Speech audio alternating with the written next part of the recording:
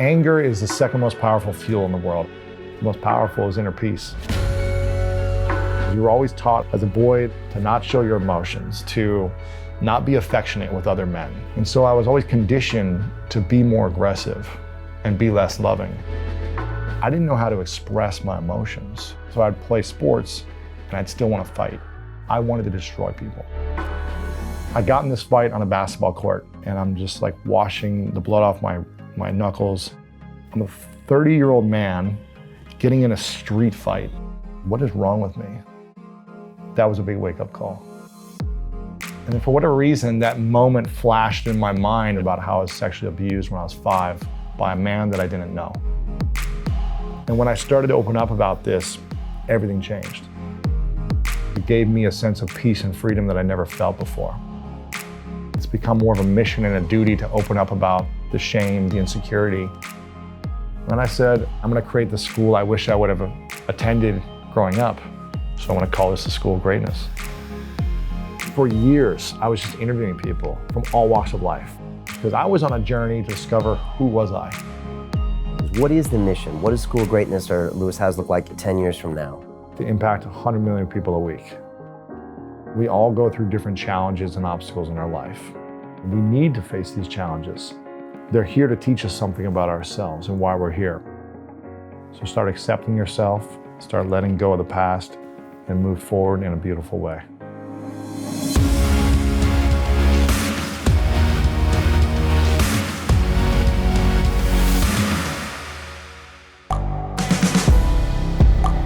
The world is changing. Inspiration is everywhere. It has never been so easy to connect, share, and bring people together. We're learning from others and finding the best in ourselves. Challenging our beliefs. Sharing our vulnerability. Overcoming our fears.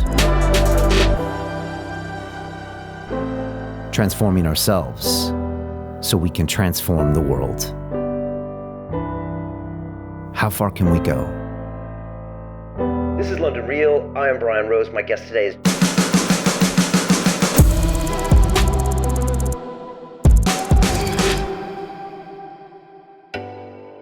You might know Lewis Howes for his massively successful podcast, The School of Greatness, a book by the same name, and his other book called The Mask of Masculinity. But there's a lot more going on behind the scenes. And Lewis went really deep with me right in the beginning of this episode and talked about the sexual abuse he suffered when he was 5 years old from a babysitter. And this abuse kind of lay dormant in his life up until recently, when he had a moment of rage on a basketball court and had to look himself in the mirror and say, who am I? Why do I have all this anger? Why can't I sleep? What's going on? And he really did a lot of work on himself and had to uncover something that he says he's now grateful for, and that's this sexual abuse that happened. And I really appreciate Lewis talking about this. You know, he's a successful guy, a good-looking guy, a guy that doesn't need to talk about this stuff, but he thinks it's important for his own journey, and so we all can embrace these aspects of ourselves, and I really appreciate him doing that, and I really appreciate Lewis, and I know you're going to enjoy all aspects of this show. This is London Real. I am Brian Rose. My guest today is Lewis Howes, the former pro athlete turned entrepreneur, author, and broadcaster. Your podcast, The School of Greatness, has over 100 million downloads with guests like Tony Robbins, Kobe Bryant, David Goggins, and Terry Crews. You're the author of 2 books, the New York Times bestseller, The School of Greatness, and your most recent, The Mask of Masculinity. Lewis, welcome to London Real. Thanks, Brian. Appreciate it, man. Great having you here. You know, I was thinking right before you got here that you and I have probably shared the lives of more key people of influence, you know, than anyone I've ever met. You know, we've really shared space with like all these kind of great, powerful people. Yeah. And that's like really interesting. And then I love to talk about that. First of all, how does London feel for you? You're coming from kind of the West Hollywood vibe. What's this place like? It feels cool. I used to date a girl in London actually in 2010. I was living in Columbus, Ohio in a small apartment for $495 a month. And I was dating this girl who I met at a blogging conference actually, who was a part of like a tech startup company. She was a New Zealander that had moved to London. So I would come here for like 2 weeks at a time. Okay. It was in Stockwell, which I think isn't the best part of town. Yeah. But maybe it's better now. But I would stay in this little apartment with her with 3 roommates, and I would kind of adventure through town. So it's cool to be back. Okay. I've been back for the Olympics as well, but it's always interesting. I feel like I've found the right time because the sun is out. Right. So it feels good. Okay, but the weather in California has sold you. It's amazing. You're from there. You know what it's like. I'm from there. So it's amazing. But I lived in New York City for a year and a half back in 2011, and I fell in love. And this reminds me of New York a lot, especially right here. Yeah. Like the grungy East Village feeling. So I love this. Yeah, this right around here has kind of the East Village vibe. Yeah. It's actually really close to Financial District. It's kind of the center of tech because rents used to be low. It's still got some graffiti, but it's changing I as like well. that. And what about New York? Why didn't you stay there? I moved to New York for a dream that was to learn U.S. Handball. I saw handball in the Olympics in 2008. I just got done playing professional football, and my dream was kind of crushed being an athlete. That was my identity. Right. And I saw handball. For those that don't know what it is, it's like water polo on land. And I saw this, and I was just like, where's this sport been my whole life? I was designed to play this sport. The typical build, the strength, the speed, it was like my type of athleticism. And there was no professional league in the United States, and there still isn't now, but there were club teams around the country. And so I started researching, and I found that New York City had the national championship club team. Okay. And I said, I gotta go play with the best if I wanna be the best. So I moved to New York to go learn this sport, to try to make the USA handball team, to try to go to the Olympics. And I was there for a year and a half, and then I moved to LA for a girl that didn't work out. So Wow. And your time in New York was good? it was amazing. I felt like my life was blowing up in a positive way. Okay. Everything was working. My business was thriving. I was meeting powerful people, inspiring people. I was getting healthier. Everything was getting better. And then I moved to LA, and everything crashed really fast. Interesting. The day I landed, the girl who wanted me to come out there and be in a relationship in the same city, because she was in LA, we were doing long distance, she broke up with me the day I landed. Wow. I didn't have a place to live yet. I got rid of my lease in New York. I just had a couple bags and my laptop and a guitar. And I was like, I told myself I would never move for a girl, and this was the reason why. But I said, I'm gonna try to figure this out. Let's try to figure out this relationship. Let me not try to run away from this and go back. And the next 6 to 7 months was really challenging, up and down. It was kind of like my ayahuasca experience. Okay. Everything bad in my life happened. I went through this very emotional breakup in this relationship that was just kind of up and down for 6 months. I went through a business partnership breakup, which I think you might have gone through a partnership breakup back in the day. Yeah. And that was really tough because we were building this multi-million-dollar business, but then our visions started to go in different ways, and our egos clashed. And then I was getting in a lot of just arguments and fights with everyone. It was kind of like I was looking to pick a fight. You know, like when you used to walk into a bar, you got mad, you just wanted to bump into someone because you were looking to pick a fight. I was doing that in all of my life. And so I got into a couple fights playing basketball, and I remember just saying, like, what is wrong with me? You know, why am I so aggressive? Why am I so angry? Why is the common denominator me in every situation in my life that things aren't going well? And you could see that, though. A lot of men don't see that. No, I didn't see it for a while, until I got in this fight on a basketball court.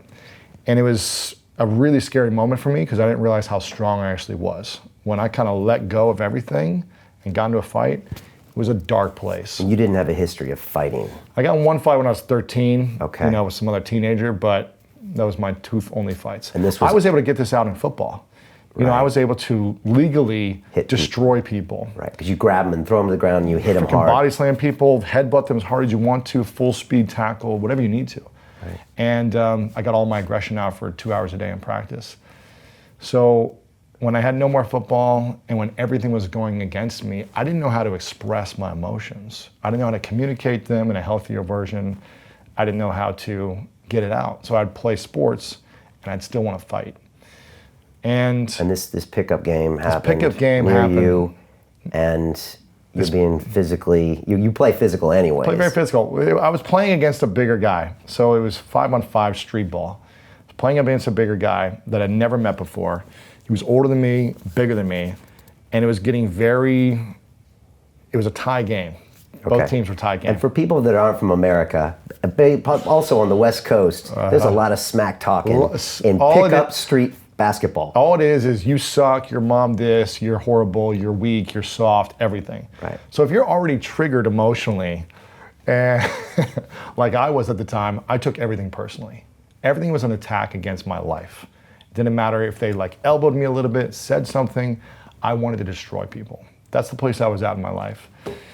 And we were both fouling each other pretty hard. You know, we're playing down in the pivot position, we're both fouling each other hard, but it was okay. We were both fouling each other and it was going back and forth. It was a tight game. We were both talking smack, but it got down to the last point. And I fouled him pretty hard when he was going up for a layup, so he didn't score to win the game. And he just snapped and he headbutted me. Headbutted you? He headbutted me. That's no joke. So this wasn't like a foul. This was, he turned around and straight up headbutted me. Like in the nose, in the head? Right in the head. Oh. Okay. And I remember just saying, it was just like everything in my life that I was frustrated about just came in a moment. And I just went like Incredible Hulk, just like, wah, and just started pounding this guy, UFC style, on the ground, on the court, blood everywhere. And it was just like the most adrenaline I've ever felt. I was so angry and I just unleashed it on this moment. And luckily my friend was playing with on my team. He grabbed me and pulled us apart pretty quickly so it didn't get too crazy. And I remember being so angry in that moment. And he looked at me and he goes, "Lewis, you need to leave." Because the police station is right across the street. And as I go back to my home, I remember thinking to myself, like, what is wrong with me? I looked myself in the mirror. I'm shaking looking in the mirror at myself because I don't recognize who I am. You know, my knuckles are bloody and I'm just like washing the blood off my knuckles. I'm like, I'm a 30-year-old man getting in a street fight, playing pickup basketball. There's nothing at stake here. This is supposed to be fun. This is supposed to be enjoyable on a Wednesday night, and I'm getting upset over stupid little things. And I was getting upset at everything in my life. Yet I was making millions. I had all these accomplishments and awards. You know, people wanted to be my friend. All these things were happening on the outside that looked really good, but on the inside I was suffering and felt so alone. And I didn't know why. And afterwards, my friend who broke up the fight, he talked to me and he said, "I don't want to play basketball with you again, and I don't want to hang out with you anymore." And this is a friend of mine for over a decade that I played college football with, who is, you know, part of my life in a big way. And when my best friend says, "I don't want to be your friend anymore," that was a big wake-up call. Yeah. Like, I could lose all the money and all these other things, but when your closest friend says, "I don't like the person you're becoming," it was like, whoa, I need to change. And it was huge for me. He really stood for me by saying that. Yeah. And one of the best gifts he could give you was telling you that. Yeah, it was amazing. The School of Greatness hadn't started yet. Or just a little bit. No, it hadn't started yet. So my question is, what do you do with all that info? So I remember saying, okay, I need to look within. Like, I need to look within and see what's going on. I didn't know what was going on. I just thought this was who I was. I thought I was an aggressive person. I thought people didn't understand me, and this is who I was. So I started to reach out to all the therapist friends I knew, asking for people who I should talk to. I started going to Tony Robbins events and other emotional intelligence workshops. I was like, I'm willing to try anything. And I tried it all. I didn't do ayahuasca, but I tried a lot of stuff. Everything but. Everything but drugs, right? Okay. And there was one workshop I went to where it was a 5-day experience, full days, 10, 12-hour days. And it was essentially a small group, about 50 people. And the first half of the workshop, the facilitator was having us address everything from our past. Like all the things that frustrated us, that we defined as like a frustrating moment, the stories we told ourselves. So we would address things about our parents. It was a lot of role playing, a lot of exercises, games to kind of reenact your past so that you could be aware of how you showed up and how it affected you. So it was a lot of a realization for that. And we went pretty deep on everything. You know, we went there. And about the halfway mark of this 5-day workshop, the facilitator says, okay, we've addressed everything from your past, and now we're gonna get clear on what you want for your future. for your relationships, your finances, your career, how you want your life to be moving forward. We're going to let go of the old and create the new. And I said, great. And he said, but if anyone has anything to share that they have not yet shared yet, now is the moment because we're moving forward.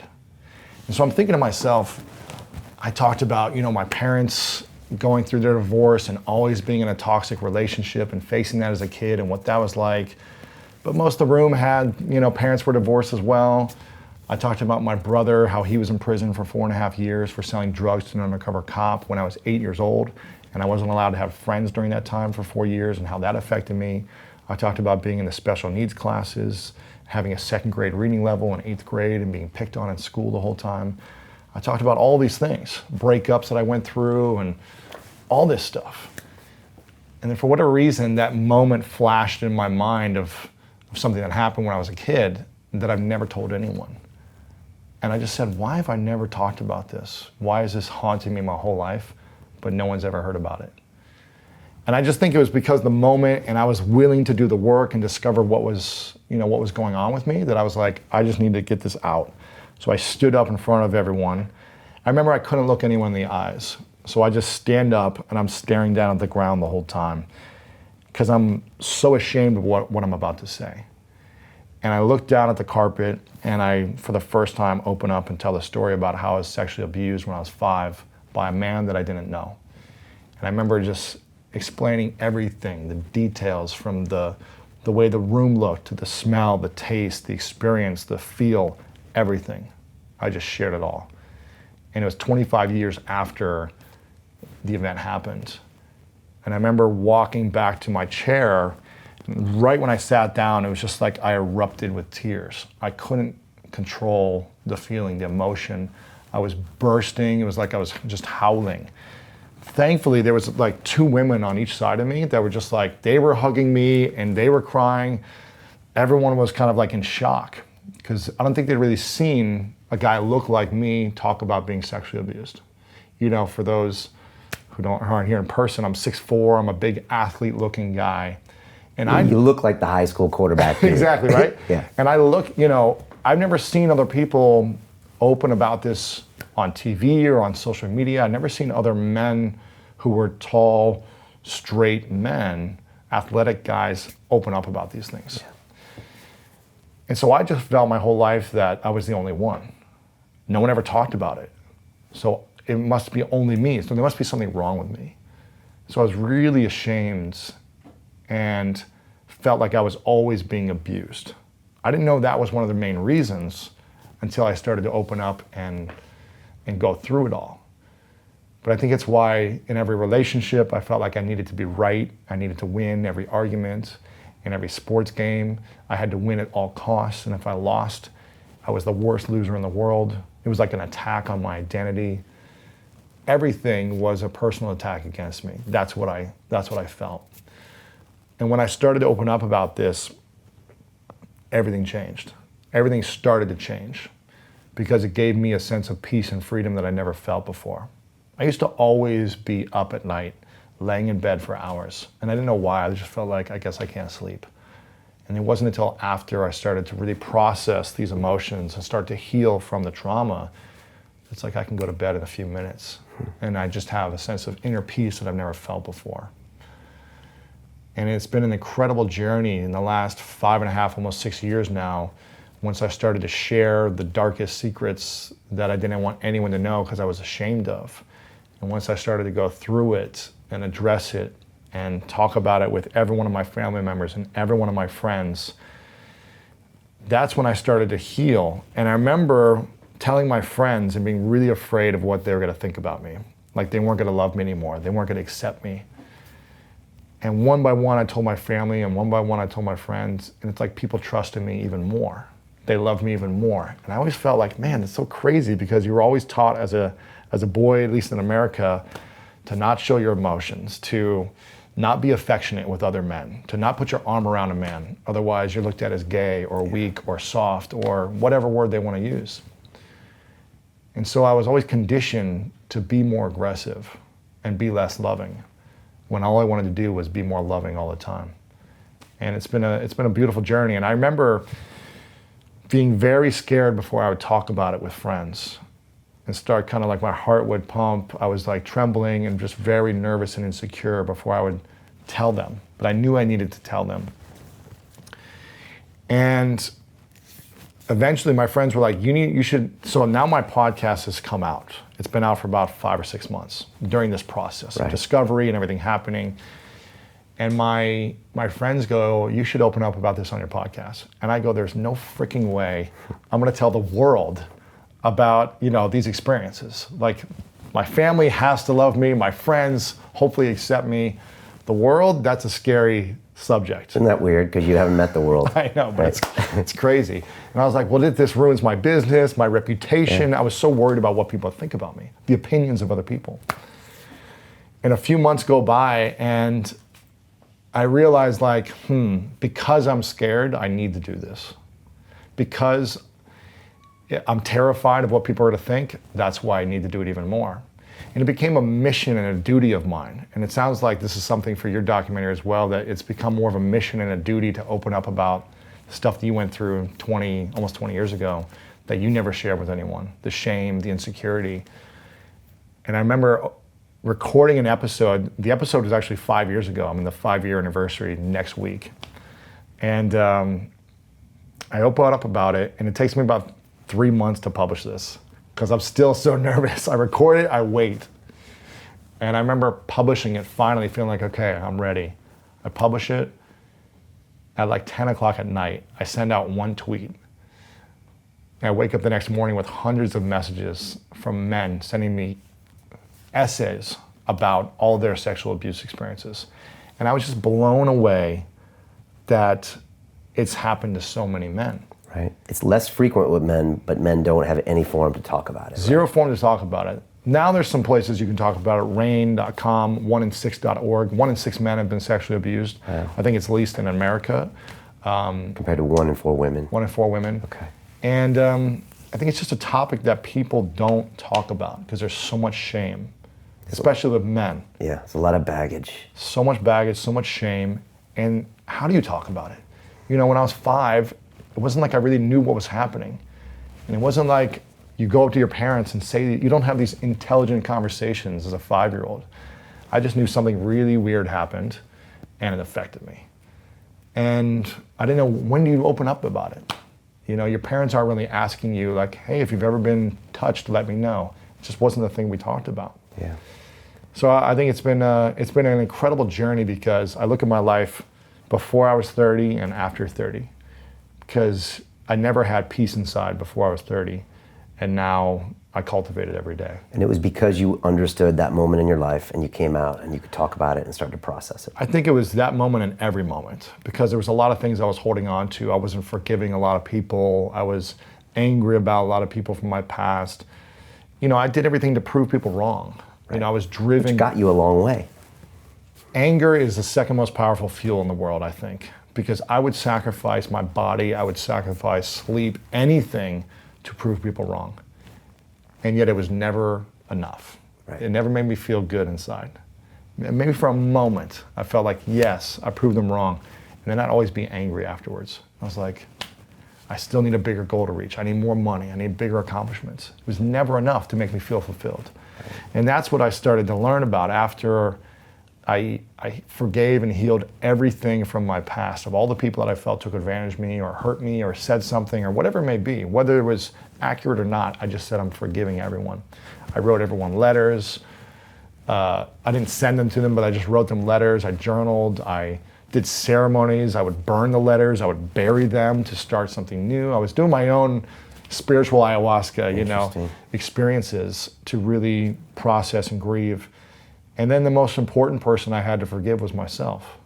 I would beat myself up over and over again, constantly. About that situation when we were 5 or just everything? Everything. That I'm stupid, that I'm not enough, that I'm horrible, I didn't accept myself, I wish I were dead constantly. I would say that all the time, I wish I were dead. I wish I were dead. You said that when you were a kid, right? Kid, all the time. 7, 8 years old. All the time. Saying that to the principal, I wish I was dead. That's it.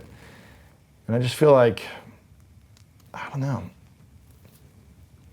I felt like once I started to process it all and heal it all, then I could have peace. Okay. And that was key. Have there been bumps along the way in that integration process? Or has it been... No, I'm a perfect human being. But it's been mostly positive. It's been mostly positive. We're able to get up and say that.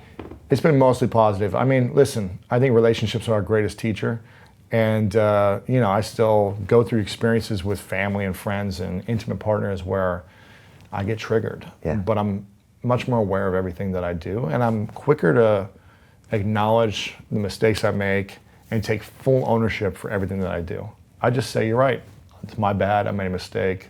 I apologize. Let's move forward. Yeah.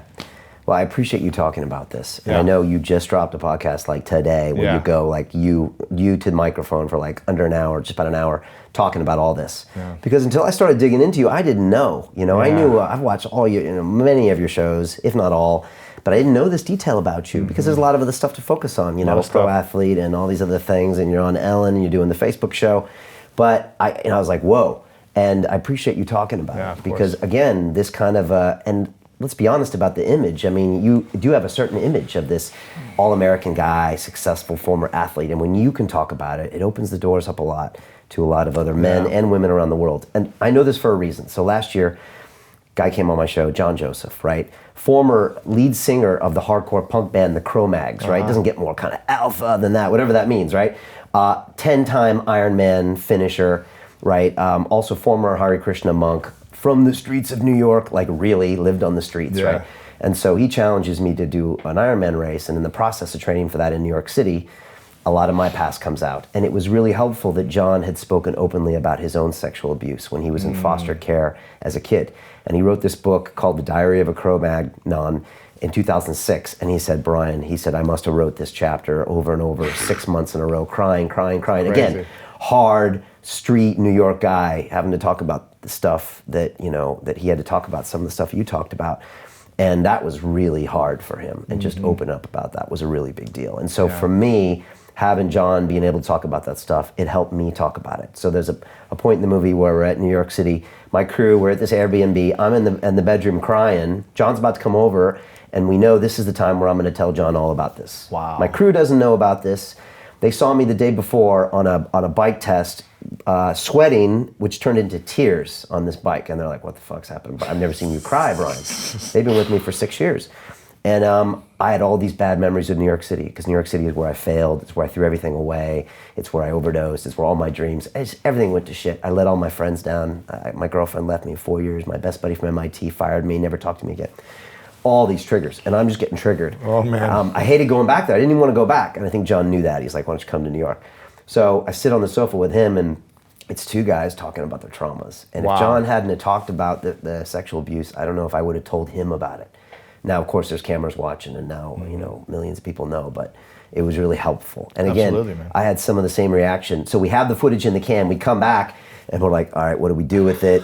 We decide to do a weekly series about me training it, and then like, what do we do? Do we just say it's an addiction? And then I'm just like, guys, we have to come all out. And then I remember my wife, I actually brought the crew over to her, and I had to tell her, of course I film her while I'm telling her, she's still mad about that, but I said, look babe. Because she didn't know. She didn't know. And I was 16 years, it was inside, because it's a shameful thing, Heroin is the street drug, not this MIT graduate banker guy, and not this together guy. Again, what's it gonna do for my business and London Real and everything? And then I remember I went to the studio Saturday night, and I wrote this 4-page email about it. Title, My Heroin Overdose, and just came out, and of course we were dropping the episode the next day. Wow. But again, same thing you said, and I preach vulnerability. I talk about it. All my great guests on London Real, you love them because they're vulnerable, right? And I appreciate you being vulnerable right out. It's almost a hallmark of our show.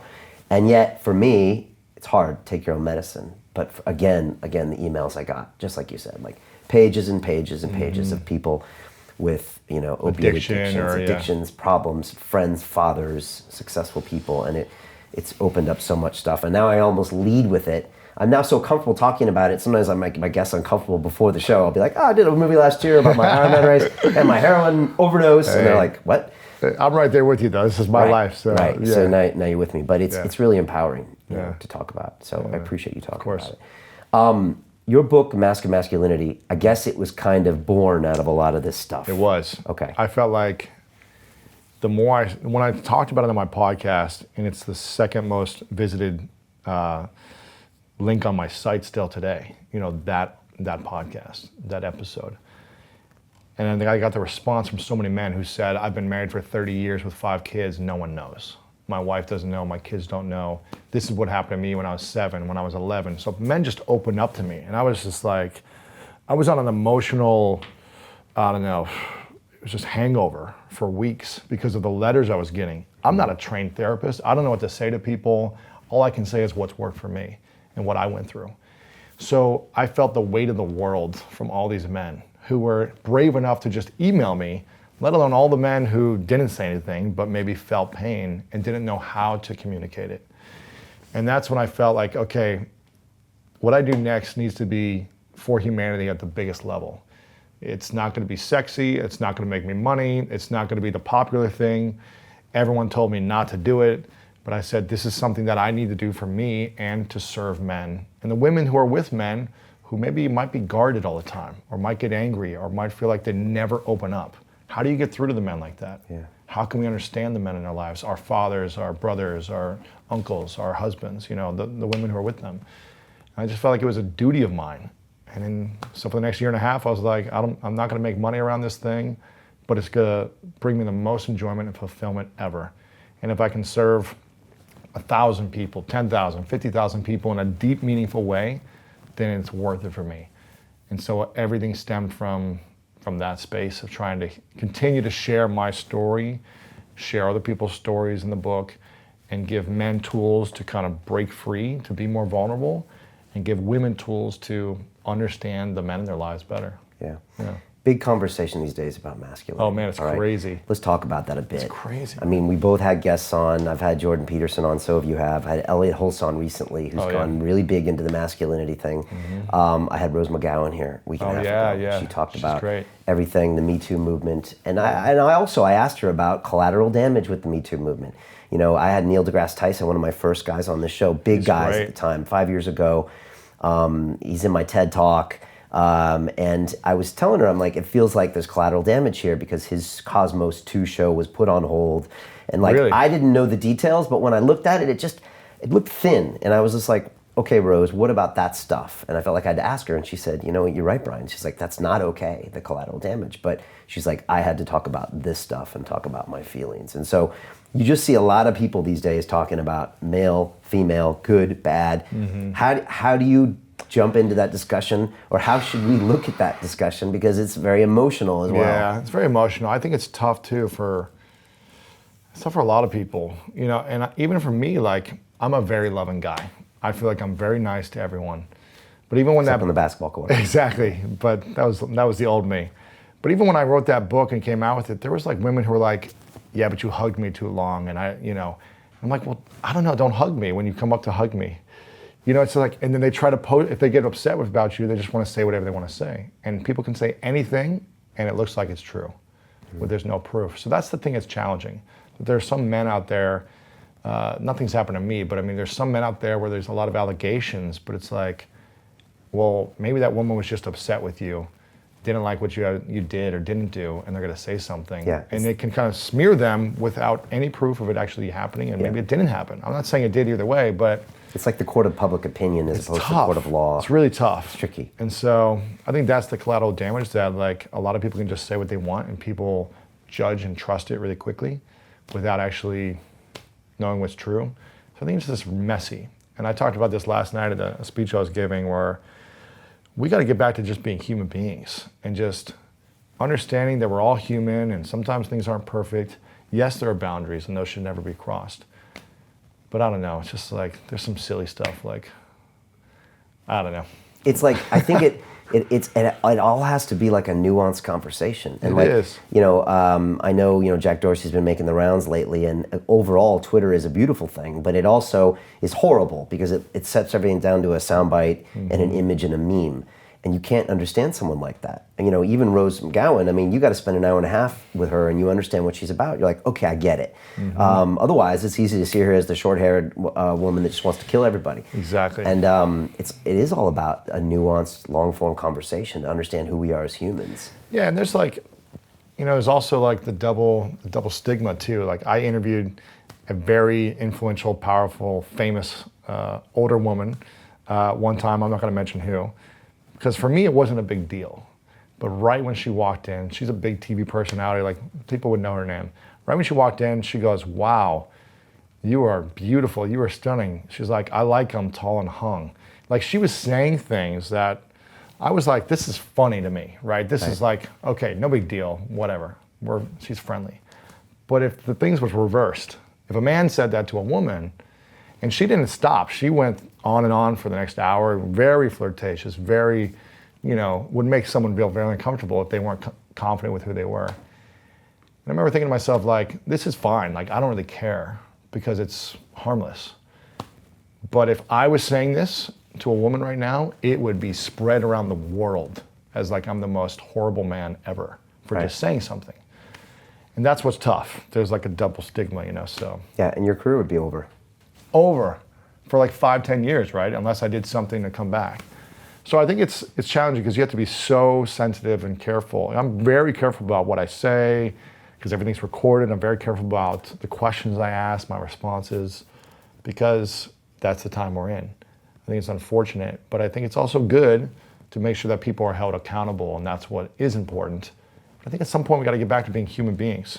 Yeah. You know. What about then social justice and the Twitter wars and the mania? Like, what do people do about that? I mean, you're on these mediums. I am too. We're publishing content. Okay, we're publishing longer form content, but still, like, what do you do to not be a part of that, or how do we address that? It's tough because it seems like the world is judging people sometimes on one thing that's happened as opposed to their career work.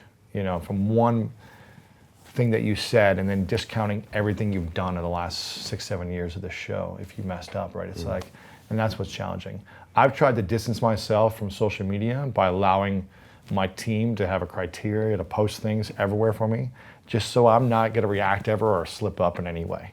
It's like, let me step back and allow my team to have a structure and a format, which maybe is less personal. I'm still like responding to comments, whatever, but I'm just not posting. Right, but we don't want the vanilla version of Lewis or me or anyone. Exactly. But I mean, I think right now you've got to be a little vanilla. I think unless you're Jordan Peterson, he can get away with it or something, you know, or gosh, what's his name? Ben Shapiro. It's like Joe Rogan. I feel like these guys they've been this way the whole time. True.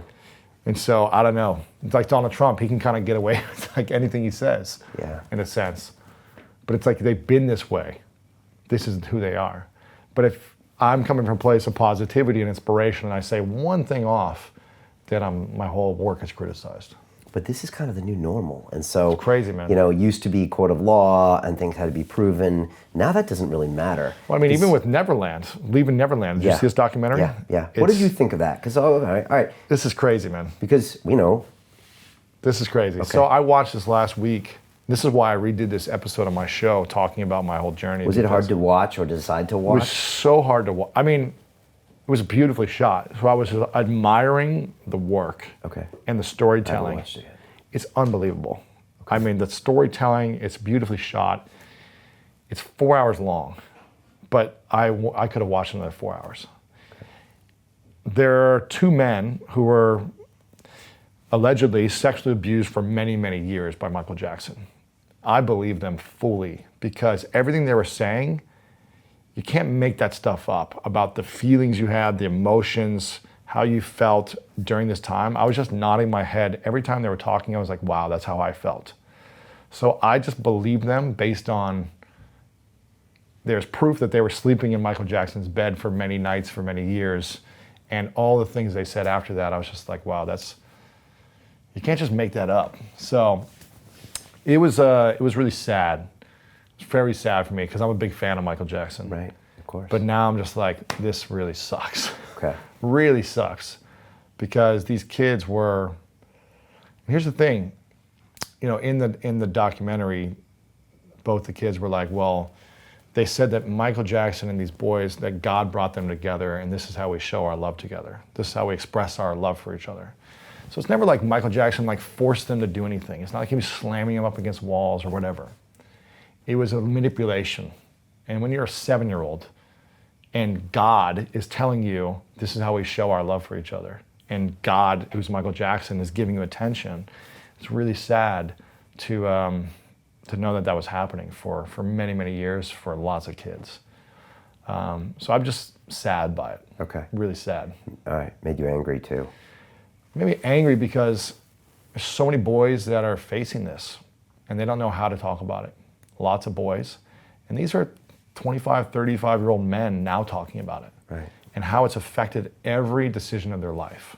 Their relationships, their careers, everything has been affected because one man decided to sexually abuse them. And I looked at myself and said, wow, my whole life was shaped by these feelings, these emotions, by this action that happened. I didn't have control. I'm now able to process it and take full ownership and responsibility for my emotions and my feelings now. And I'm actually grateful that it happened to me because I feel a deep sense of love and compassion for people. And I feel a deep sense of wanting to inspire and impact humanity in the biggest ways possible. And that brings me the most fulfillment. So I don't think I would be this person without that experience. And I'm grateful for it. I'm so grateful Wow. that I was sexually abused because I feel like it gives me a superpower of caring and a desire to lift humanity up and make sure that this stuff doesn't happen to people, or if it does, to support them in healing faster. Otherwise, I don't know what I'd be doing. It gives me a deeper mission and a purpose, and I'm grateful for those lessons. I don't wish it on anyone, Right. but I'm grateful. Because you were in that less powerful position, and now you have empathy for anybody that was like that. Absolutely. And For also- men and women, all people. Right. You know, I don't want it to happen to anyone. Right. I just can only relate to men who feel like they're unable to express themselves. And I think the statistic is 45 or 48% of men in America said that they don't have one male friend that they can open up to about everything. They might have a guy friend that they can go to the bar or watch a game with or have a beer with or whatever. But they don't have one male friend. Almost 50% of men say that they can't open up about everything in their life. For me, that's really sad. Yeah. So when I go and do speeches and talk and did talks about this, the rooms were usually 50-50 men and women. And I'd ask the men of the room, raise your hand if, once a month you talk to your guy friends about your emotional challenges, your marriage challenges, your insecurities, your fears. Maybe like one or two guys would raise their hands. And I'd say, are you guys in a church group that it's like scheduled and forced and like given to you guys? And they're like, yes. Most of them were in a church group where you meet with a group of men once a month to start to talk, like a Bible study. And I say, for the ladies in the room, raise your hand if you do this every single day. You have lunch with a girlfriend, a group of girls, you talk about your marriage challenges, your body issues, challenges, your insecurities. Almost everyone raises their hand for every day or every week, that they have girlfriends that they can talk to. Right. So it's just not as accessible and acceptable for men. I'm not saying men do this, but I think less men are willing to open up. And that for me, I just want men to know that they're allowed to open up and find a safe place that they can do that for anything going on. How can we get more men to do this? And is it about identifying some of those masks to see which mask you're wearing? Or how do we do that? I think most of us men just don't want to address that there's anything wrong with us. Right. I thought I was perfect. I had such a big ego. I was just like, this is just who I am. Don't try to change me. It's Right. working. Well, we're taught we're aggressive, we're independent. Exactly. I mean, look at the Hollywood movies, Absolutely. Rambo, Yeah. all that stuff. Well, and also look at the results I was getting. I was two-sport All-American. I was a professional athlete, world record holder. I was making millions of dollars. I was with beautiful women. Look at my results. My results speak for themselves, right? Everything is based on results. So I was like, why do I need to change anything? Everything's working. Everything's getting better on the outside. But I was suffering and always alone on the inside. And so I think I just was unwilling to address my inner feelings, my inner emotions, because the anger was fueling me to drive me to get these results. Second most powerful fuel in the world. The most powerful is inner peace.